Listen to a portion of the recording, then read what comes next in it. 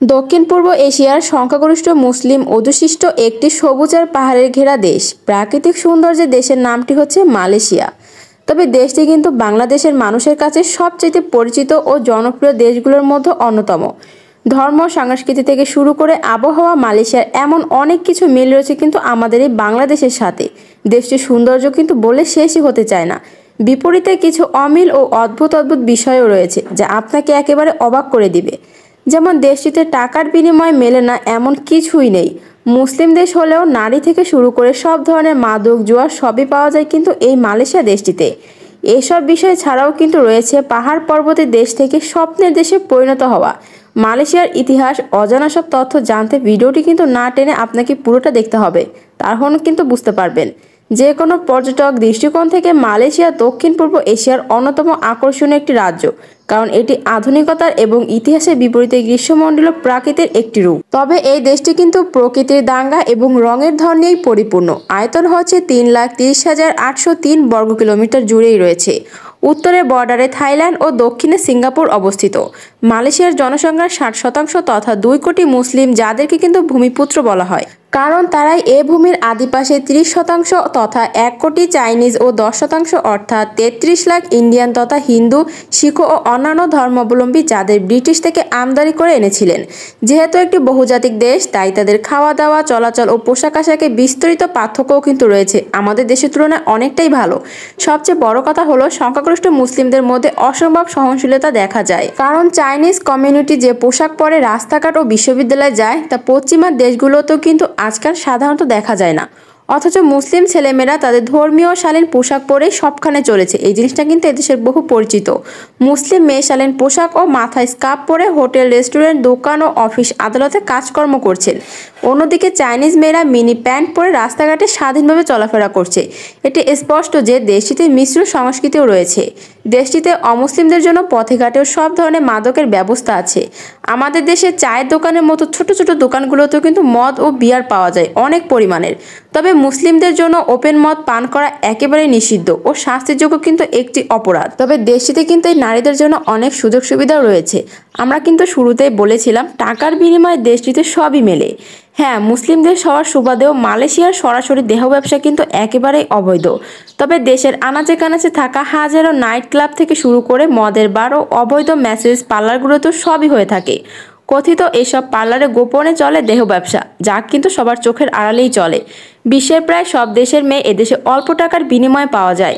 তবে এসব ব্যবসা চালায় মূলত চাইনিজ ও ইন্ডিয়ানরা। মালয়েশিয়ারা এসব ব্যবসা করে না বললেই চলে। দেশটিতে কিন্তু নারীরাও টাকার বিনিময়ে দেহ পেতে পুরোপুরি নারাজ। মূলত সেই সব নারীদের বাইরে থেকে আনা হয়। অনেকেই হয়তো জানেন না যে মালয়েশিয়া কিন্তু দক্ষিণ পূর্ব এশিয়ার মধ্যে একটি উন্নত ও ধনী দেশ। তবে সিঙ্গাপুর ও ব্রুনাইয়ের পরেই তৃতীয় স্থানে এর অবস্থান, যার মাথাপিছু আয় মার্কিন $10,000 বেশি। অনেক দেশে মাথাপিছু আয়ের দিক থেকে উন্নত হলেও কিন্তু জনগণের ব্যক্তিগত জীবনে প্রকৃত আয় ও জীবনযাত্রার মান তেমন ভালো নয়। কিন্তু মালয়েশিয়া তার কিছুটা ব্যতিক্রম। ধনী দরিদ্রের মতো আয়ের বিরাট পার্থক্য থাকলে মোটামুটি সব নাগরিকদেরই কিন্তু স্বাচ্ছন্দ্য। বলতে গেলে বিশ্বের উন্নত দেশগুলোর মতো সবাই বাড়ি, গাড়ি ও প্রয়োজনীয় আসবাবপত্র রয়েছে কিন্তু প্রচুর পরিমাণে। তবে চিকিৎসা সেবা ও শিক্ষার সুযোগ সুবিধা পাচ্ছে। স্বাধীনতা পাওয়ার পর আসমোটর পার্টি দেশ পরিচালনা করেই আসছে। এগ্রিকালচার বা কৃষি নির্ভর দেশ এটি, কোনোভাবে দেশ চলছিল। তবে এই দেশটিতে কিন্তু কেউ প্রচুর পরিমাণে কৃষি ফলাতেও পারছিল না, অনেক খারাপ অবস্থা ছিল। 1990 সালে ডাক্তার মাতাহির মোহাম্মদ যখন প্রধানমন্ত্রী হলেন, তখনই দেশের অর্থনৈতিক চাকা দ্রুত অগ্রসর ও উন্নতির দিকে রকেট গতিতে চলতে থাকলো। তার একটা মাত্রই কথা ছিল যে পশ্চিমে নয় পূর্ব দিকে আমাদের আদর্শ, অর্থাৎ জাপান ও চায়নাকে অনুসরণ করা শুরু করলেন। কৃষি নির্ভরতা থেকে শিল্পায়নে জোর দিলেন তিনি। বিশ্বের বড় বড় কোম্পানিতে সুযোগ সুবিধা দিয়ে দেশে ইনভেস্ট করার আহ্বান জানালেন। তিনি কিন্তু সফলও হয়েছিলেন। কারখানা প্রতিষ্ঠা করার সাথে সাথে দেশীয় শ্রমিকদের অভাব দেখা দিল। আর বিদেশ থেকে, বিশেষ করে বাংলাদেশ, ইন্দোনেশিয়া থেকে লাখ লাখ সস্তা শ্রমিক আমদানি করে কারখানাটি তিনি চালু রাখতেন। যেভাবে একসময় ব্রিটেন, ভারত, পাকিস্তান, বাংলাদেশ ও আফ্রিকা মহাদেশ থেকে লাখ লাখ শ্রমিক এনে কলকারখানা প্রতিষ্ঠা করেছিলেন, উৎপাদন করে বিশ্ব মার্কেটে দখল করে নেয়। এটা কিন্তু সম্পূর্ণ তার নিজস্ব পরিদর্শনাই ছিল। শিক্ষা খাতেও কিন্তু তিনি প্রচুর ইনভেস্ট করেছিলেন। এই দেশটিতে কিন্তু যেমন বাংলাদেশ, ইন্দোনেশিয়া, বাহির থেকে প্রচুর পরিমাণে লোক আসতো শ্রমিকরা কাজ করতে, তবে তিনি কিন্তু শিক্ষার বিষয়ে বেশ কঠোর ছিল। 70-এর দশকে একসাথে দেশে প্রায় 1.5 লাখ ছাত্রছাত্রীকে লন্ডনের বিভিন্ন বিশ্ববিদ্যালয়ে সরকারি খরচে উন্নত শিক্ষার জন্য পাঠিয়ে দিয়েছিলেন, যার বেশিরভাগই ছিল কিন্তু মালাই মুসলিম। ডিগ্রি শেষ করে প্রত্যেক ছাত্রছাত্রী নিজ দেশে গিয়ে বিভিন্ন বিশ্ববিদ্যালয়ের প্রতিষ্ঠা ও শিক্ষকতা এবং অফিস আদালত বিভিন্ন স্টেটে কাজে মনোনিবেশ করলেন। অথচ অনেক মেধাবী ছাত্রছাত্রীকে ব্রিটিশ সরকার সেদেশে থাকার ও সিজিপিএ দেওয়ার প্রস্তাবও দিয়েছিল, কিন্তু জানা মতে একজন ছাত্রছাত্রী সে প্রস্তাব গ্রহণ করা নিয়ে নিজ দেশে গিয়ে উন্নয়নে শরিক হন। যার বিপরীতে আমাদের দেশের শিক্ষার্থীরা নিজ দেশের অর্থ খরচ করে বিদেশে পড়াশোনা করে। বিদেশ মাত্র আমাদের ছেলে মেয়েদেরকে মধ্যেই দেখা যায়। 70 ও 80 দশকের উন্নয়নের সম্বল ছিল কিন্তু এই দেশটি। এই টুইন টাওয়ার ছিল দেশটির উন্নয়নের সম্বল। মালয়েশিয়াতে পেট্রোল শহর নামে আমেরিকান ওয়ার্ল্ড ট্রেড সেন্টারের নমুনায় টুইন টাওয়ার ও শপিং সেন্টার বানিয়ে সারা দুনিয়াকে জানান দিল যে তারা উন্নত দেশের সমপর্যায়ে পৌঁছার পথে নতুন এয়ারপোর্ট তৈরি করা হলো, যা তখনকার দিনে 100 বছরের সামনে রেখেই করা হয়েছিল। সারা দেশে উন্নতির ছোঁয়া লেগেই গিয়েছিল। স্বাধীনতার পর মালয়েশিয়া বাংলাদেশিদের বেশি বেশি আসা শুরু হয়। 90 দশক থেকেই শুরু হয়। বর্তমানে প্রায় 10 লাখ বাংলাদেশের নানা শ্রেণী পেশায় কর্মরত এখানে। এর মধ্যে অনেক তরুণ এখানকার মেয়ে বিয়ে করে ঘরও বেঁধেছেন।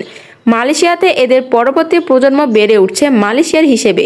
এছাড়া ব্যবসা বাণিজ্য বেশ ভালো অবস্থানে রয়েছে বাংলাদেশিরা। বিশেষ করে মুদিখানা দোকান ও রেস্তোরাঁ ব্যবসায় পুরো মালয়েশিয়া জুড়ে রয়েছে বাংলাদেশিদের আধিপত্য।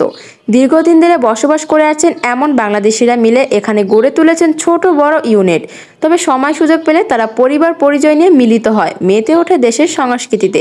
ধর্ম, সংস্কৃতি, আবহাওয়া এমন অনেক কিছু মিল রয়েছে কিন্তু মালয়েশিয়া ও বাংলাদেশের মধ্যে। মূলত এই মূল থাকার কারণেই কিন্তু মালয়েশিয়া এসে খুব সহজেই নিজেদের মানানসই করে নিতে পারে বাংলাদেশিরা। এছাড়া মালয়েশিয়ার ভাষা আয়ত্ত করায় বাংলাদেশের পাসপোর্ট অন্যান্য দেশের নাগরিকে এত সহজে মালয়েশিয়ার ভাষা আয়ত্ত করতে পারে না, যত সহজে বাংলাদেশিরা পারেন। এই মালয়েশিয়ার ভাষার নাম কিন্তু মলয় ভাষা। মলয় ভাষা আয়ত্ত করার ফলে ইংরেজি ভাষা খুব একটা প্রয়োজন হয় না। বিদেশ যাওয়ার ক্ষেত্রে ইংরেজি ভাষায় দুর্বল বাংলাদেশি কর্মীরা মালয়েশিয়াকে বেছে নেয় অনেকটা এই ভাষারই কারণে। এছাড়া খাবারের ক্ষেত্রে রয়েছে বিশেষ এশিয়ার খাদ্য স্বর্গ হিসেবে পরিচিত দেশে। নানা বর্ণ, ধর্ম আর সংস্কৃতি মানুষের অবস্থানের ফলে এখানকার খাবারও বেশ বৈচিত্র্যময়। মালয়, চাইনিজ ও ভারতীয় নানা ধরনের খাবার বিভিন্ন রেস্তোরাঁ এবং পথের পাশে স্টলে খুব কম দামে পাওয়া যায়। এছাড়া রয়েছে মধ্যপ্রাচ্য এবং থাইল্যান্ডের খাবার। নানা সংস্কৃতি মানুষের নানা উৎসবের মাধ্যমে মালয়েশিয়ার সংস্কৃতির বৈশিষ্ট্যগুলি ফুটে ওঠে। তবে মালয়রা সাধারণত ভাত, সবজি, মুরগি খেতে বেশ পছন্দ করেন।